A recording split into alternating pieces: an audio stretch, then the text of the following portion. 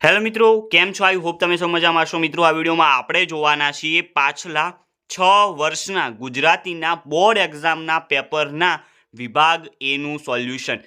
6 વિભાગ એ તમને મળવાના છે. પાછલા 6 વર્ષના પેપર છે કે 2018-19થી લઈ 24 સુધીની બોર્ડ એક્ઝામ હતી. બોર્ડ એક્ઝામના પેપરો છે અને આ જો તમે તૈયાર કરી લીધા તો આમાંથી જ આવવાની પૂરેપૂરી ગેરંટી રહેશે, કારણ કે 6 વર્ષના પેપરો છે. હું તમને 6 વર્ષના વિભાગ એ, બી, સી, ડી અને ઈ આ પાંચે પાંચ વિભાગ આપવાનો છું. વિભાગ એ ધારું કે છે તો પાછલા 6 વર્ષના વિભાગ એ હશે. તો તમે જો તૈયાર કરી દેશો આ પાંચે પાંચ વિભાગો હું તમને પ્રોવાઈડ કરીશ અલગ અલગ વિડીયોમાં. આ વિડીયોમાં જેમ કે આપણે વિભાગ એ જોઈશું એમ અલગ અલગ વિડીયોઝ હશે. બાકી આઈએમપી ક્વેશ્ચનનો વિડીયો છે ચેનલ ઉપર, જોઈ લેજો. પહેલાં એ જોવો જરૂરી છે, તૈયાર કરવો જરૂરી છે. બાકી તો પછી આ વિભાગ એ, બી, સી, ડી અને ઈ આ પાંચે પાંચ વિભાગ પાછલા 6 વર્ષના પેપરોના તમારે તૈયાર કરવાના છે. હું તમને પ્રોવાઈડ કરીશ. ચેનલ ઉપર ન હો તો એકવાર ચેનલ સબસ્ક્રાઇબ કરી દેજો, કારણ કે આ વખતે બોર્ડ એક્ઝામના તમે જે ઈચ્છો એ માર્ક્સ તમે આ વખતે લાવી શકો છો. તો ચેનલ સબસ્ક્રાઇબ કરી દો. ટેલિગ્રામ ચેનલ જોઈન કરવા ન ભૂલતા, ડિસ્ક્રિપ્શનમાં લિંક આપી દીધી છે. ચાલો વિભાગ એથી આપણે શરૂઆત કરી લઈએ. અલગ અલગ પેપરના વિભાગ એ હશે, સોલ્યુશન કરેલું છે, તમામ પ્રશ્નો તૈયાર કરવાના રહેશે. પહેલા પેપરના વિભાગ એ જોઈ લઈએ. શ્યામરંગ સમીપે કાવ્યના કવિનું નામ દયારામ. કયા આખ્યાનકારને કવિ શિરોમણીનું સન્માન મળ્યું છે? પ્રેમાનંદ. ઉર્મિલા કાવ્યનો સાહિત્ય પ્રકાર ખંડકાવ્ય. જુઓ ગઝલ કવિના કયા ગઝલ સંગ્રહમાંથી લેવામાં આવ્યું છે? તો યાયાવરી. પછી 1 માર્ક્સના પ્રશ્નો તમે જોઈ શકો છો. રામબાણ કાવ્યમાં રામબાણ શબ્દનો અર્થ જણાવવાનો છે, તો પ્રભુની ભક્તિરૂપી બાણ. લોકગીતની નાયિકા સંદેશો લઈ જવાનું કામ કોને સોંપે છે? સંભળીને. બાનુવાલ કેવું છે? રસગુલ્લાની ચાસણી જેવું. ભાણીએ કપડાં ધોવાનો સમય કયો સમય પસંદ કર્યો? અંધારી રાતનો. 2 માર્ક્સના પ્રશ્નો તમે જોઈ શકો છો. જ્ઞાન ગ્રંથો થકી કઈ ગડબડ થઈ છે? પાઠ નંબર 1માં મળી જશે. અને પત્નીની વાતનો ઉર્મિલાએ શો જવાબ આપ્યો? પાઠ નંબર 11માં તમને મળી જશે. તૈયાર કરી દેજો. એના પછી છે મોટા પ્રશ્નો છે. દમયંતી સ્વયંવર આખ્યાનખંડ જે છે એની કથા વર્ણવાની છે. પાઠ નંબર 3. પથ્થર થરથર ધ્રુજ કાવ્યનું શીર્ષક? પાઠ નંબર 17 અને એના અથવામાં ભાણી કાવ્યના આધારે ભાણીની કરુણ પરિસ્થિતિનું વર્ણન કરો? પાઠ નંબર 22માં મળી જશે. આ થઈ ગયો પહેલા પેપરનો વિભાગ એ. હવે આપણે બીજા પેપરનો વિભાગ એ જોઈએ. અહીંયા તમે હવે વિભાગ એ બીજા પેપરનો જોઈ શકો છો, જે છે 2022નું કે 2022નું પેપર છે. પહેલું છે સમગ્ર બ્રહ્માંડમાં કોણ વ્યાપેલું છે? પરમાત્મા. ગોપી શો નિયમ લે છે? શ્યામરંગની સમીપ ન જવાનો. નાયિકા કોને સંદેશો મોકલવા ઝંખે છે? તો દાદાને. એના નીચે 1 માર્ક્સના પ્રશ્નો છે. ઉર્મિલા કાવ્યમાં કવિએ યોજેલા 2 છંદના નામ જણાવવાના છે, તો મંદાક્રાંતા અને અનુષ્ટુપ. દમયંતી સ્વયંવર કાવ્યનો સાહિત્ય પ્રકાર જણાવવાનો છે? આખ્યાનખંડ. ઓકે, આખ્યાનખંડ આવશે. જુઓ કાવ્યના કવિનું નામ? શ્યામ સાધુ. મિત્રો, આ તમારે જે છે એ 6 માર્ક્સનું પૂછાતું હોય છે અનુક્રમણિકામાંથી. અને અનુક્રમણિકા ઉપર આપણે સ્પેશિયલ જોરદાર વિડીયો મૂકેલો છે. 11-12 હજાર કરતાં પણ વધુ મિત્રોએ જોઈ લીધો છે.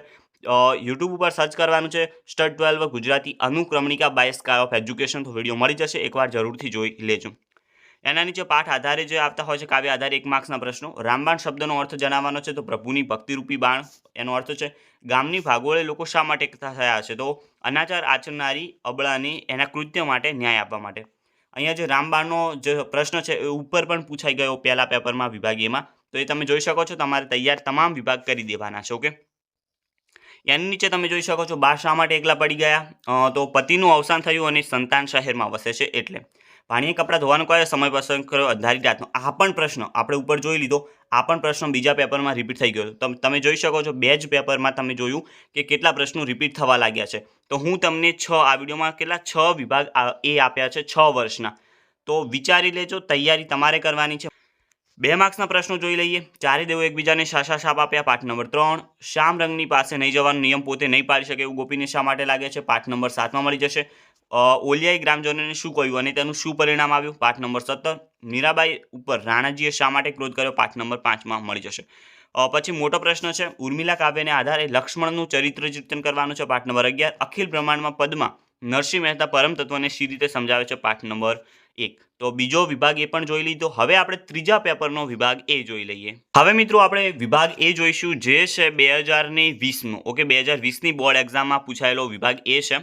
1 માર્ક્સના પ્રશ્નો છે. રામબાણ કૃતિનો કાવ્ય પ્રકાર? તો પદ ભજન. પ્રેમાનંદે આખ્યાનનું કથાવસ્તુ શામાંથી લીધું છે? પૌરાણિક ગ્રંથોમાંથી. દયારામ રચિત કઈ ગરબી તમારા અભ્યાસક્રમમાં છે? શ્યામરંગ સમીપે. શામળદાસ મૂળદાસ સોલંકીનું ઉપનામ જણાવો? શ્યામ સાધુ. 1 માર્ક્સના પ્રશ્નો જોઈ શકો છો. ગોપીએ કયો નિયમ લે છે? તો ગોપી શ્યામ રંગની નજીક ન જવાનો નિયમ લે છે. ઉપર પણ આ પ્રશ્ન આવી ગયો. દાદાએ પુત્રીને શી સલાહ આપી? તો શાસ્ત્રમાં સુખ તો સૌ ભોગવે, પરંતુ જે દુઃખ સહન કરે તે જ ખાનદાન કહેવાય. ગામના સજ્જનોએ શો ન્યાય કર્યો? તો આંખ ઉલટાને પથ્થર મારી નાખો એવો ન્યાય કર્યો. વૃક્ષની માફક ડાલ ફેલાવી જુઓ એટલે શું? તો વૃક્ષની જેમ કોઈકને માટે મદદરૂપ બની જુઓ.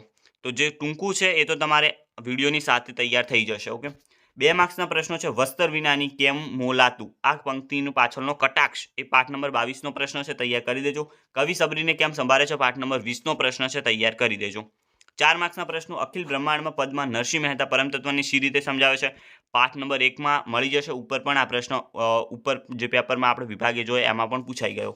ઉર્મિલા ખંડકાવ્યના આધારે ઉર્મિલાનું ચરિત્ર ચિત્રણ કરવાનું છે. પાઠ નંબર 11માં મળી જશે. અને આ પ્રશ્ન પણ ઉપર આપણે વિભાગ એ હમણાં જોયો એમાં પૂછાઈ ગયેલો છે. દૈવે પ્રસન્ન થઈને નળ દમયંતીને કયા વરદાન આપ્યા? આ પ્રશ્ન પણ ઉપર આપણે પેપરો હમણાં જોયા એમાં 2 માર્ક્સમાં પૂછાણો, આમાં 4 માર્ક્સમાં પૂછાણો. ઓકે, પથ્થર થરથર જુએ કાવ્યનો સાર લખવાનો છે. પાઠ નંબર તમને 17માં મળી જશે.